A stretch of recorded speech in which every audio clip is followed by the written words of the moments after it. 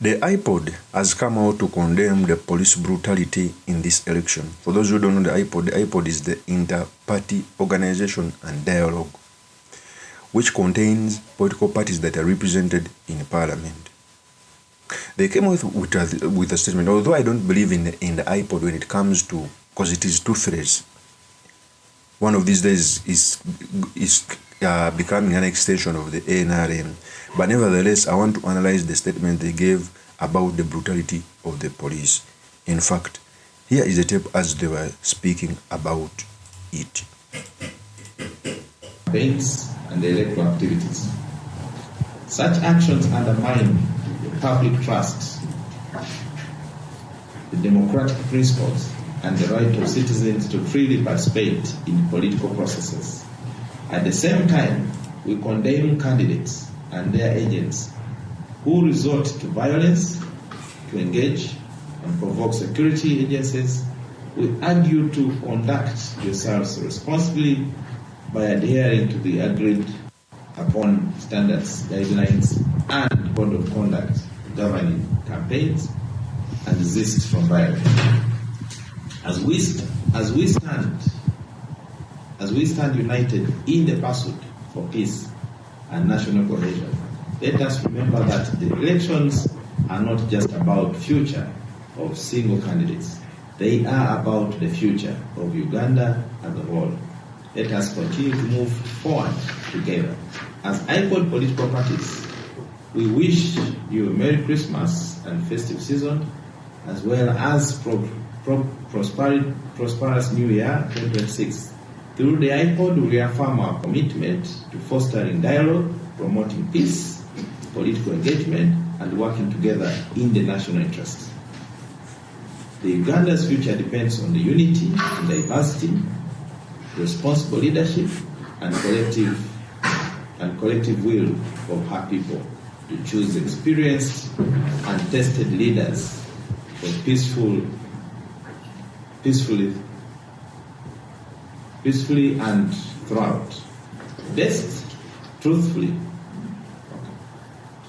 on the reasons above and in the spirit of togetherness, the IPOD political leaders gathered here associate with the campaigns that seek to promote the core values of peaceful security, development, wealth creation, economic growth, empowerment, and job creation.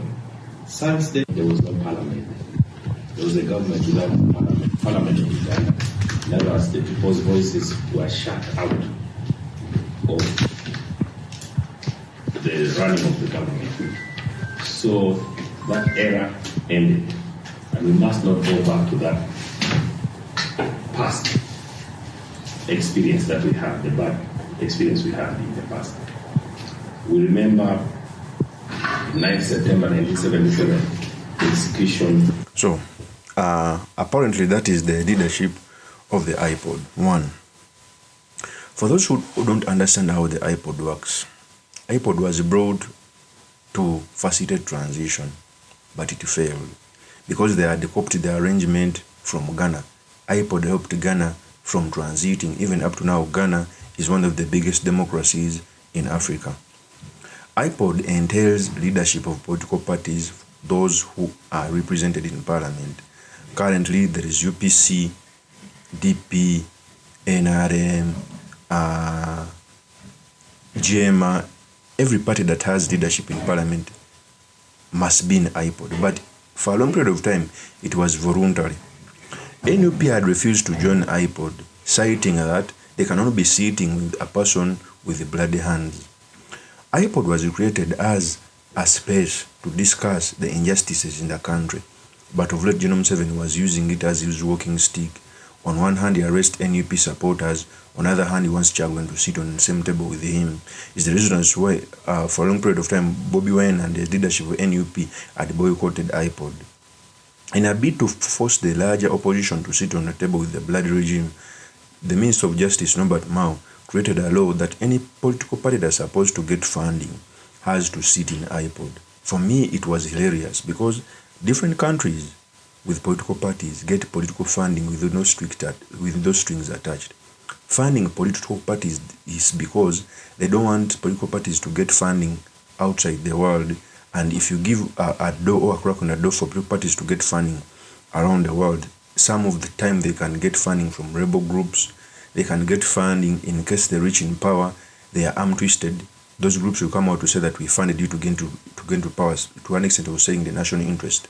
So that idea came that the government must fund political parties across the country. Different political parties across the world are funded by government. But in Uganda, for you to access that funding, you have to be seen sitting to General Kaguta Museveni on the same table. And it's the reason why I detest Norbert Mao's decision. Because Norbert Mao, for a long period of time, embodied to be opposition, yet he doesn't have the backing of the people. So for him to legitimize his sitting on table, he wanted to force NUP to come on the table, and trust me, my opinion, NUP needs the funding. Although they are in court to strike out this way, because political party funding is supposed to not to be anchored on sitting with someone. Negotiating peace and the country should not be forceful. That is one. It must be because all leaders need change, all leaders are supposed to face in a certain direction. So when I see the IPOD giving out that statement, first of all, I feel happy because they are coming out to speak, although they are not coming out as bold as supposed to be, because the reader of the motion, Siranda, his political party is signed a memorandum with the NRM, which by the way has never been fulfilled even at a party level. Okay? So clearly see that the IPOD, although is speaking, it missed out core issues. They would have come out strongly to condemn the brutality in this election. Because no single person can come out and say, or outline the purpose of the army in the ongoing elections. So the IPOD, although came out with a very good statement, they ought to have come out as heard. Voices are supposed to be heard so that we can have a very good democracy. Of course, that's my opinion. Remain yours truly, Mr. Makindi, Kabir Sulaiman Mawagali. If you're new to this channel, please subscribe, like and comment so that I can be motivated to do more of such videos. I'll see you on another one. Peace.